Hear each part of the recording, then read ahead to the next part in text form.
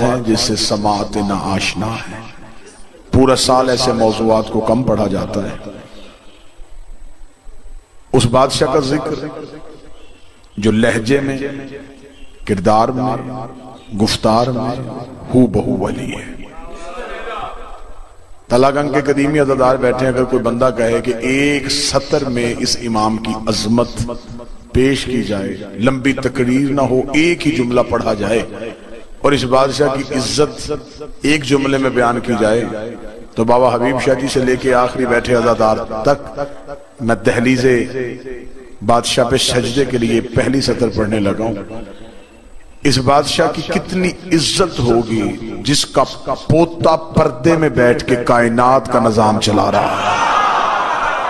جو بول سکتا ہے وہ بندہ بولے گا، جو زحمت کر سکتا ہے وہ بندہ. بسم اللہ سر. اس بادشاہ کی عزت کتنی ہوگی کہ جس کا پوتا، توجہ میری طرف کیجیے، پردے میں بیٹھ کے کائنات کے نظام کو چلا رہا ہے، جس کا پوتا صاحب العصر والزمان ہے. دوسری سطر کہوں، اس بادشاہ کا نام علی، لقب ہادی. ہادی کہتے ہیں ہدایت کرنے والے کو. کیا کہنے اس بادشاہ کی عظمت کے، جسے 12واں بھی ہادی کہہ کے سلام کرے. کائنات کا آخری ہادی جسے ہادی کہہ کے سلام کرے، اس بادشاہ کو علی النقی کہتے ہیں. ان 12 میں سے 4 محمد ہیں اور 4 علی ہیں. تو جو پوری صاحبان رکھیے گا جی. ان 12 میں 4 محمد، 4 علی. معصوم سے پوچھا کہ مولانا کا جتنے ہم میں محمد ہیں وہ اللہ کے جمال کے مظہر ہیں، جتنے ہم میں علی ہیں یہ اللہ کے جلال کے مظہر ہیں. اللہ جس دور میں اپنا جمال دکھانا چاہے اس دور میں کوئی محمد اتار دیتا ہے، جس دور میں اپنا جلال دکھانا چاہے اس دور میں کوئی علی اتار دیتا ہے. سماعت مکمل بیدار ہوں تو سرکار اس بادشاہ کے قرآن کی تلاوت کی جائے. یہ کائنات کا وہ عظیم بادشاہ ہے اور مذہب اہل بیت کا وہ فرد ہے. جملہ سنیے گا، جملے کو عدل کے ترازو پہ وزن کیجئے گا. اس بادشاہ کی عظمت کا جملہ کہنے لگا ہوں. یہ وہ عظیم بادشاہ ہے جس نے ظاہری حیات طیبہ 6 سال کی عمر میں 18,000 عالمین کی ہدایت کا انتظام اپنے ہاتھوں میں لیا تھا. شاید آپ نے مہربانی کیا اور مجھ پہ تعلقات کی بنیاد پہ آپ نے واہ واہ کہا ہے. میں لفظ کی گہرائی میں جاتا ہوں. جب 9ویں امام دنیا سے گئے اس وقت اس امام کی حیات طیبہ 6 سال تھی. دستار امامت 6 سال کی عمر پہ سر پہ آ گیا. 6 سال کی عمر میں 18,000 عالمین کی. کیونکہ امام صرف انسانوں کا امام نہیں ہوتا. انسانوں کے امام کے لیے اللہ نے قرآن میں کہا ابراہیم کے لیے انی جاعلک للناس اماما.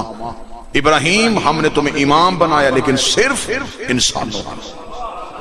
انسانیت ختم، تیری امامت ختم.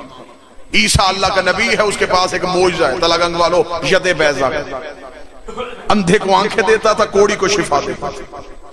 ایک دن ایک بندہ حضرت عیسیٰ سے آنکھیں لینے کے لیے آیا. عیسیٰ نے ہاتھ ید بیضا والا آنکھوں پہ پھیرا. اس نے کہا عیسیٰ تیری عزت کی قسم آنکھیں اب بھی نہیں ملی. عیسیٰ نے منہ آسمان کی طرف کہا میرے اللہ معجزہ واپس ہو گیا. فرمایا معجزہ واپس نہیں ہوا، بندہ بنی اسرائیل کا نہیں ہے. تو نبی بنی اسرائیل کا ہے، یہ شخص بنی اسرائیل کا ہے ہی. تیری نبوت ہے بنی اسرائیل تک.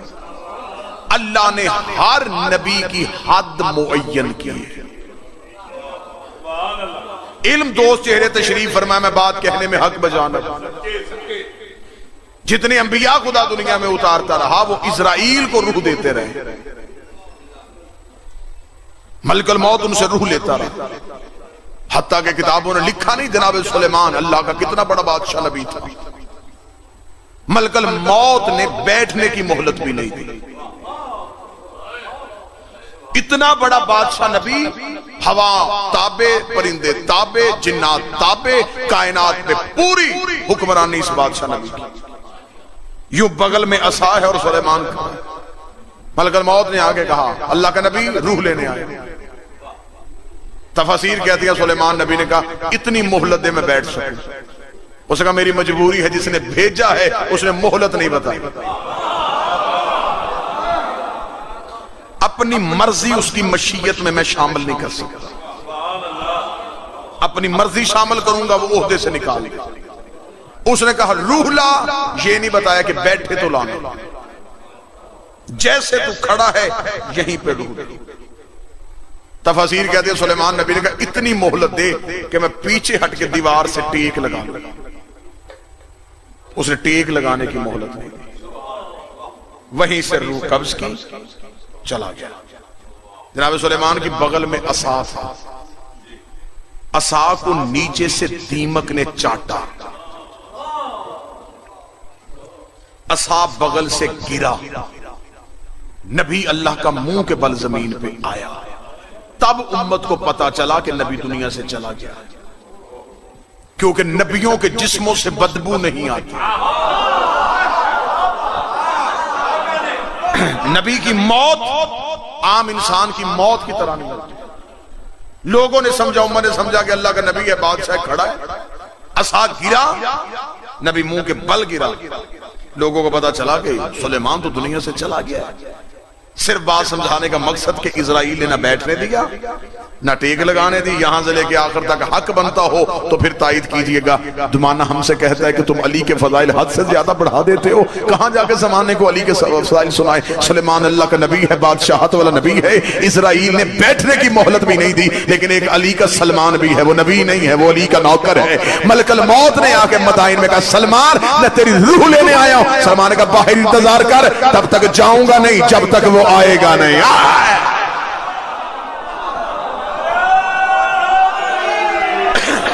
میں نے روح تب تک نہیں دینی جب تک علی نہ آ جائے. اب مجھے بول کے بتاؤ، ایک ہے جسے بیٹھنے کی مہلت نہیں دے رہا، ایک علی کا نوکر ہے جس کے دروازے پہ آ کے کھڑا ہو گیا. دروازے پہ آ کے کھڑا ہوا. امیر المومنین کوفہ سے مدائن اجازت کے ساتھ پہنچا. تو جو پوری صاحب امیر المومنین نے دیکھا کہ سلمان کے دروازے پہ ملک الموت کھڑا. فرمایا روح لینے آیا ہے؟ کہ گیا تھا سرکار. اس نے کہا انتظار کر، وارث آیا. والا میں کھڑا ہو گیا. امیر المومنین مسکراتے ہوئے اندر گئے. سلمان جس تختے پہ تھا سلمان اٹھا، دونوں ہاتھ ماتھے پہ رکھا. السلام علیکم یا حجت اللہ. لفظ کی قدر کرنا تھا لگنگ والوں. علی نے فرمایا سلمان میرا بھی سلمان اس کے ساتھ گیا کیوں نہیں؟ سلمان نے کہا یا علی تجھے چھوڑ کے جانے کو جی نہیں چاہتا. علی مسکرایا سلمان چلا جا، وہاں بھی ہم ہی ہوتے ہیں. وہاں بھی ہم ہی. سارے بولا مل کے بولا حیدری. جا سلمان چلا جا، وہاں بھی ہم ہیں. یہاں ہم جسموں میں ہیں، وہاں ہم حقیقت میں ہیں. مرنے دے منکر علی کو، پھر پتا چلے گا علی کیا. اس کی قبر میں آنکھیں کھلیں گی جب اسے پتا چلے گا علی ہے کیا. جس بادشاہ کا ذکر، جس کا تذکرہ، وہ کائنات کا وہ عظیم مالک جس نے ظاہری طور پہ 6 سال کی عمر میں 18,000 عالمین کے نظام ہدایت کو سنا. اس بادشاہ کے بارے میں کتابیں لکھتی ہیں کہ عباسیوں کا دور تھا. توجہ پوری سمجھ. میں نے پہلے کہا کہ یہ ایسے موضوعات ہوتے ہیں جن کا داد کے ساتھ تعلق نہیں ہوتا. تجسس بھی آ سکتا ہے، حیرانگی بھی آ سکتی ہے، لیکن موضوع کے ساتھ آپ کی ہم آہنگی برقرار رہنی چاہیے. عباسیوں کا دور تھا.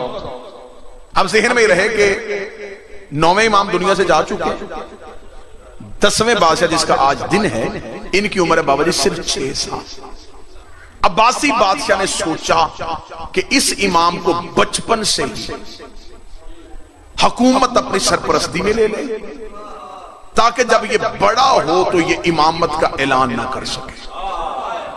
اس بدبخت کو نہیں پتا تھا کہ امام گود میں بھی امام ہوتا. اس عباسی بادشاہ نے، کتابیں کہتی ہیں کہ اس نے عباسیوں کا سب سے پڑھا لکھا بندہ ڈھونڈا. نام تھا اس کا جنیدی. اس نے جنیدی کو بلا کے کہا جنیدی کام تجھ سے ایک پڑ گیا, وظیفہ جتنا مانگے گا میں دوں گا, خزانہ جتنا مانگے گا میں دوں گا, دربار میں سب سے بڑا منصب تیرے لیے رکھ لوں گا, عباسیوں کے جس گھر میں چاہے گا میں تیرا رشتہ کروا دوں گا. کام صرف اتنا ہے.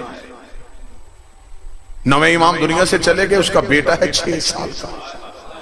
تو ہے اہل علم, تو اس کے پاس جایا کر, تو خود اسے سکھا تاکہ وہ بچپن سے ہی ایسا سیکھ جائے کہ بڑا ہو کے حکومت کے خلاف نہ اٹھے. جنیدی نے کہا ٹھیک ہے. اس نے کہا منہ مانگے خزانے, فوجو پوری ساما. اتنا جملہ سننا تھا, جنیدی چلا گیا. امام ہے 6 سال, ذہن میں رکھنا, امام 6 سال, جس بادشاہ کا دن ہے امام علی نکی علیہ السلام 6 سال. چلا گیا جنیدی. جب جنیدی پہنچا, اس امام کا لقب ہادی کہاں سے پڑا تھا وہ لفظ سنا. جنیدی چلا گیا. جنیدی جا کے پہلے دن بیٹھا, چپ رہا. دوسرے دن گیا, چپ رہا. تیسرے دن چپ رہا. 1 مہینہ گزرنے کے بعد عباسی بادشاہ نے کہا بلاؤ ذرا جنیدی کو, اس سے پوچھو کہ کتنا کچھ سکھا دیا ہے اس نے رسول کے بیٹے کو. جنیدی دربار میں پہنچا. حاکم نے کہا ہاں بھائی جنیدی 1 مہینہ ہو گیا تجھے مسلسل جاتے ہوئے, اب 2 علموں کے درمیان جو لفظ کتاب کا بالکل کما حق کا ہو ویسے ادا کرنے لگا ہوں. اسے کہا من لحاظ الولد, مجھے بتا اس بچے کا کیا بنا. اتنا کہنا تھا. جنیدی خبردار اسے بچہ نہ کہنا. بادشاہ نے کہا اس بچے کا کیا بنا. اسے کہا خبردار لا تکلم الولد, اسے بچہ نہ کہنا. اسے کہا جنیدی تجھے کیا ہوا. اب اگلی سطر سننا, چہروں پہ مسکراہٹ آئے گی. اسے کہا وہ بچہ نہیں, میرا استاد ہے.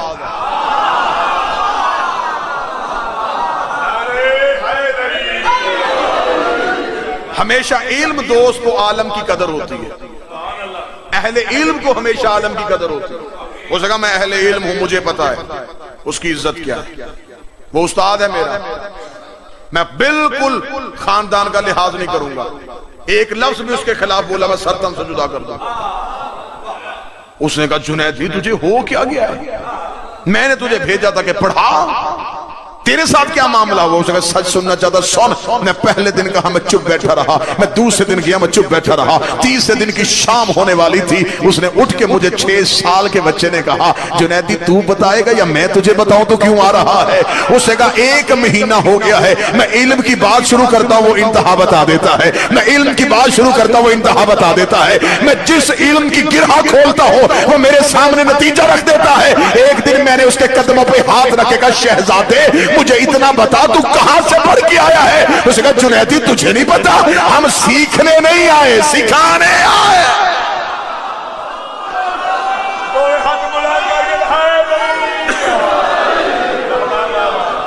بسم اللہ. ہم سیکھنے نہیں آئے, ہم سکھانے آئے, ہم پوچھنے نہیں آئے, ہم بتانے آئے. اسے کہا بس 7واں دن کے بعد پھر اس کے بعد وہ سکھاتا رہا, میں سیکھتا رہا. اب میں شاگرد ہوں, وہ استاد. سارے آئمہ میں سے سب سے سخت ترین دور اس امام نے گزارا. موضوع سے دلچسپی برقرار رکھیے گا. میں 2-4 اہم باتیں اس بادشاہ کے حوالے سے کہنا چاہوں. ہمارے 12 ائمہ میں سے ہر امام نے یا ایک ظالم کا دور دیکھا, زیادہ سے زیادہ کسی امام نے دیکھا 3 ظالموں کا دور دیکھا. یہ وہ حجت ہے جس نے 6 ظالموں کا دور دیکھا. عباسی 6 ظالم بادشاہوں کا دور دیکھا. اور میری قوم کے نوجوان بچے یہ بات ذہن میں رکھنا, امام کا جو دور شروع ہوا متوکل سے شروع ہوا اور موتن باللہ پہ جا کے ختم ہوا. اور یہ متوکل عباسیوں کا سب سے ظالم حکمران تھا. یہ ملعون اتنا ظالم تھا کہ اس نے سادات کو ذبح کیا. ایسے یہ بنی ہاشم کو سادات کو قتل کرواتا تھا کہ اس نے کنویں کھودے ہوئے تھے. ایک میں مردوں کو پھینکتا تھا, ایک میں عورتوں کو. اور یہ متوکل یہ وہی ملعون ترین بادشاہ ہے. درود سارے حضرات مل کے بلند آواز محمد جس کے دور میں زیارت امام حسین پہ ٹیکس لگا تھا. یہ وہ متوکل حرامی ہے جس نے قبر حسین پہ ہل چلایا تھا. اس نے کہا تھا میں حسین کے روزے کا نام و نشان ختم کرنا چاہتا ہوں، بس میری ایک ہی حسرت ہے، میری زندگی میں حسین کے روزے کا نام نہ رہا. لوگ زیارت کرنے کے لیے آتے تھے، اس نے کہا شرط لگاؤ، جو زیارت حسین کے لیے جائے گا ایک ہاتھ کٹوائے گا پھر وہ زیارت کرے گا. میری قوم کا نوجوان ذہن میں رکھنا، شیعت درباروں سے ہو کے نہیں آئی، تلواروں کے دھاروں کے نیچے سے ہو کے آئی. یہ جو آج تم تک شیعت پہنچی ہے، یہ شیعت نیزوں کی انیوں پہ ہوتی ہوئی تم تک پہنچی. خون کے گارے بنے ہیں شیعوں کے، کھوپڑیوں کے مینار بنائے ہیں عباسی بادشاہوں نے. دیواروں پہ سادات کو زندہ چنا گیا. اس مذہب کو اتنا چھپانے کے باوجود یہ اتنا ابھرا ہوا. اگر اسے چھپایا نہ جاتا تو دنیا میں ایک ہی مذہب ہوتا جو صرف شیعہ ہوگا. اس کو اتنا چھپایا گیا. اب اس نے کہا ٹھیک ہے، ہاتھ کٹوائے قبر حسین پہ جائے. میرے بھائی تشریف لے آئے، ہاتھوں کے ڈھیر لگ گئے، ظاہر ختم نہیں ہوا. اس نے کہا دوسری شرط ہے، جو قبر حسین پہ جائے گا بازو کٹوائے. بازوؤں کے ڈھیر لگ گئے، ظاہر ختم نہیں ہوئے. اس نے کہا دونوں بازو کٹوائے گا. دونوں بازو کٹنے شروع ہو گئے، بازوؤں کے ڈھیر لگ گئے، ظاہر ختم نہیں ہوئے. سپاہیوں نے آگے کہا کون کون سی سختی کرے گا؟ ہر سختی تو نے کر کے دیکھ لی ہے، ظاہر تو ختم ہی نہیں ہو رہے. اسے کہا اب کیا ہے؟ اسے کہا وہاں ڈھیر لگ گئے بازوؤں کے، لوگ بازو کٹوا رہے اور کربلا جا رہے.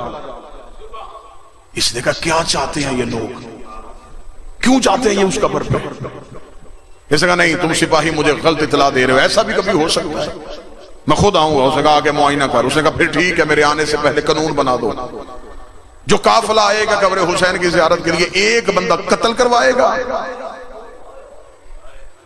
باقی جائیں گے. اور میں خود عراق کے بارڈر پہ آ کے بیٹھا. یہ خود آ گیا عراق میں، اس نے آ کے وہاں پہ اپنا خیمہ نصب کروا دیا. چھپ کے یہ خیمے میں بیٹھ گیا کہ کسی کو نہ پتا چلے کہ متوکل بیٹھا ہوا ہے. میں دیکھوں گا کہ لوگوں کا عشق کیا ہے، لوگوں کا جذبہ کیا ہے. اعلان ہو گیا کہ جی نیا قانون آ گیا ہے. متوکل نے کہا ہے کہ جو قبر حسین کی زیارت کے لیے آئے ایک اپنا بندہ قتل کروائے باقی جائیں، ایک قتل کروائے باقی جائیں. طلاقاں غزادار ماتمی مجمع میرے سامنے، نمازی چہرے میرے سامنے. مجھے عزت علی النقی کی قسم ہے، کتابیں لکھتی ہیں کہ لوگوں نے پھر وہ منظر دیکھ لیا. کوئی قافلہ آتا تھا، ہر کوئی کہتا مجھے قتل کرو انہیں جانے دو، مجھے قتل کرو انہیں جانے دو، میرا سر لے لو انہیں جانے دو.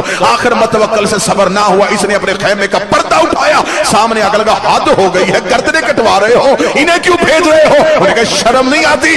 انہوں نے جا کے حسین کی قبر چومنی ہے، ہم نے گردن دے کے حسین کے قدم چومنے.